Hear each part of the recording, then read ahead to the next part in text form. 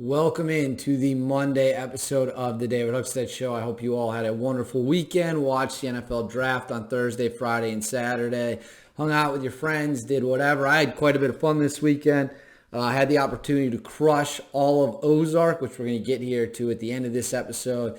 Then got to attend a fun brunch event this past Sunday, yesterday, after the White House Correspondents' Dinner. So that was a fun weekend, good time. Everyone had a blast, I think.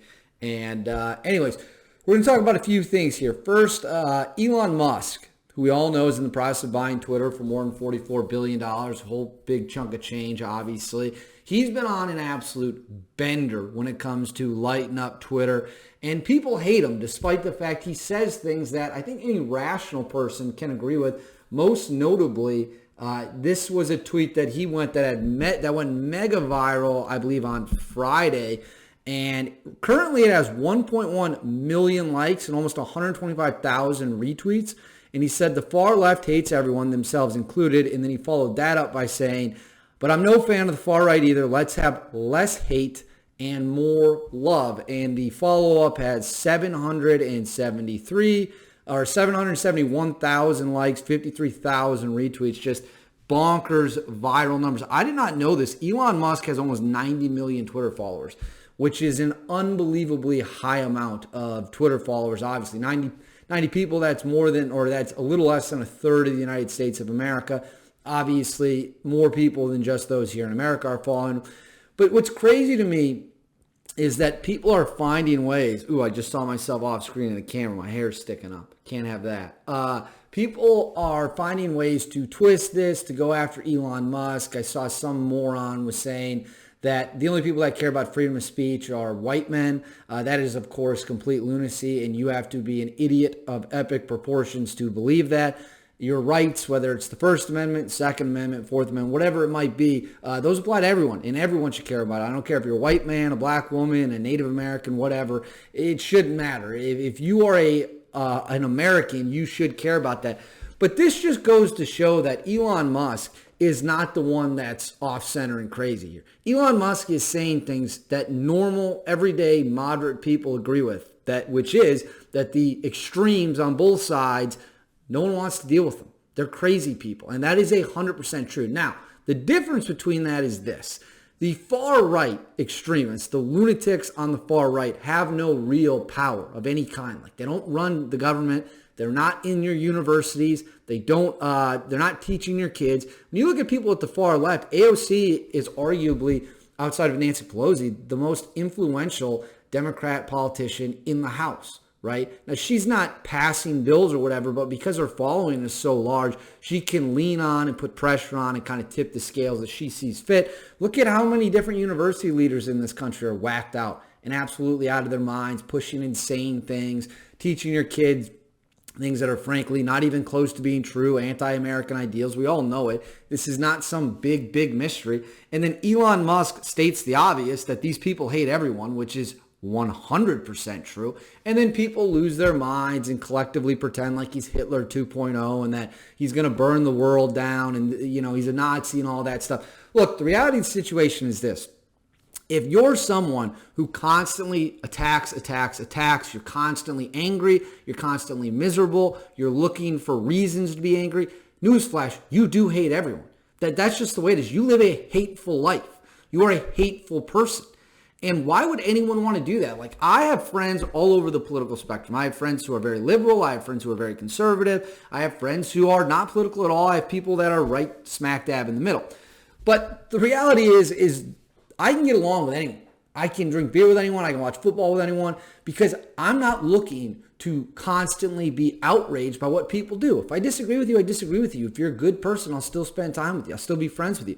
These people in this little fringe, this sliver fringe movement, it is get in line or get shot.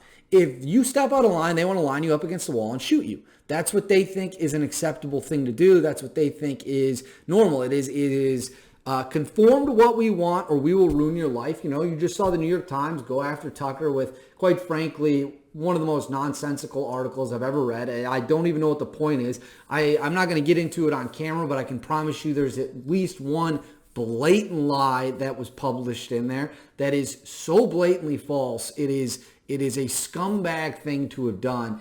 But that's going to open up a whole another path we don't need to go down right now. Anyways, I applaud Elon Musk for calling out these losers for what they are. The pro-censorship crowd, the pro-cancel culture crowd. They're all idiots, and they hate themselves. They hate you. They hate their lives, and they want everyone to be just as miserable as they are. Don't give them the satisfaction. Refuse to engage. Refuse to participate, and let them go kick and scream and throw tantrums in their basement forever. That's just the way it is.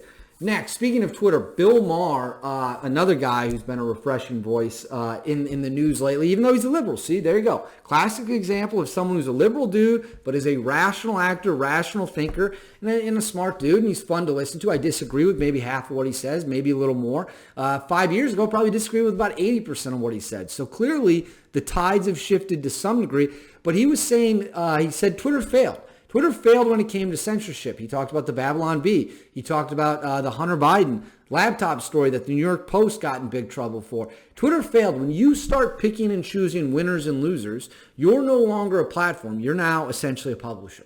You're deciding what can go up. You're deciding what people can consume. And Twitter, in their role in that, absolutely failed. There's no question about it. As Elon tweeted to Sagar Enjeti, former caller, White House correspondent, now the host of Breaking Points, one of the most successful political shows in the world. That was incredibly inappropriate.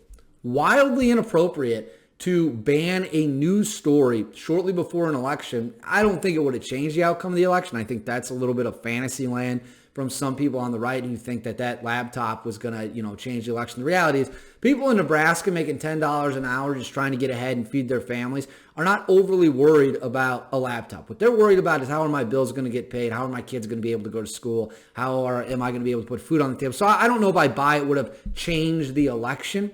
But it was big. It was consequential, and Twitter put their thumb on the scale and decided it wasn't allowed. That was, of course, wildly inappropriate, wildly wrong, and Twitter, as Bill Maher said, failed.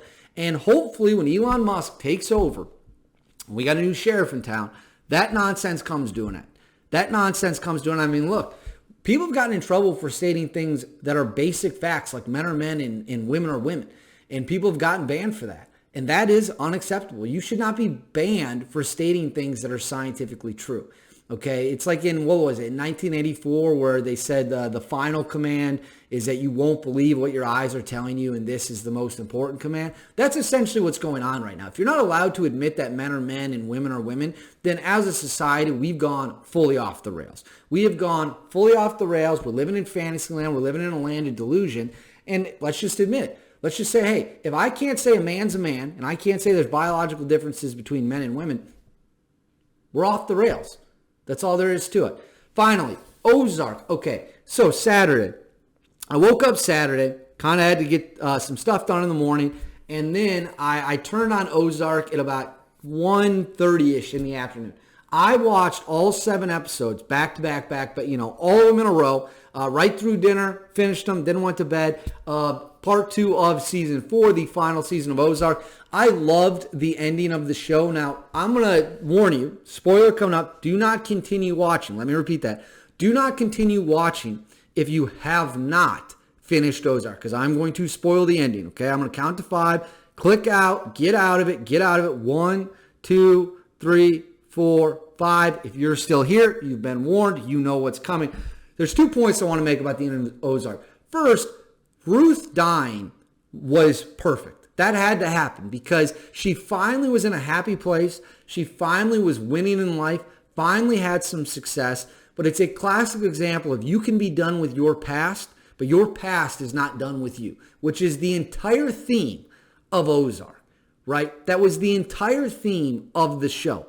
So she had to go. The moment she killed Javi, you knew she was going to die. It wouldn't have made much sense that she could have whacked the son of a powerful drug figure and the nephew of Omar Navarro and then just rides off into the sunset extremely well. That would not have fit with the themes.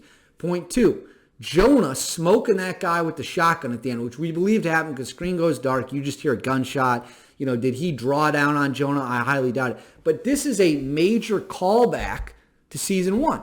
when Jonah was all about the gun. He had the gun in the woods, and then the old guy living in the house, he shoots the drug cartel guy and kills him. It was a perfect full circle, tied it all back together. I thought it was excellent. I thought the ending of Ozark was great. Could not have been better. I've seen some people disagree with me online that they didn't particularly like it. Totally disagree. It perfectly tied back themes from earlier in the show, tied back the Jonah theme with the guns earlier in the show, tied back You Can't Outrun Your Past with Ruth dying, all the way around. I loved it. I thought it was excellent. Anyways, that's all we have for the Monday episode of the David Hookstead Show. Tune in back here tomorrow for a brand new one.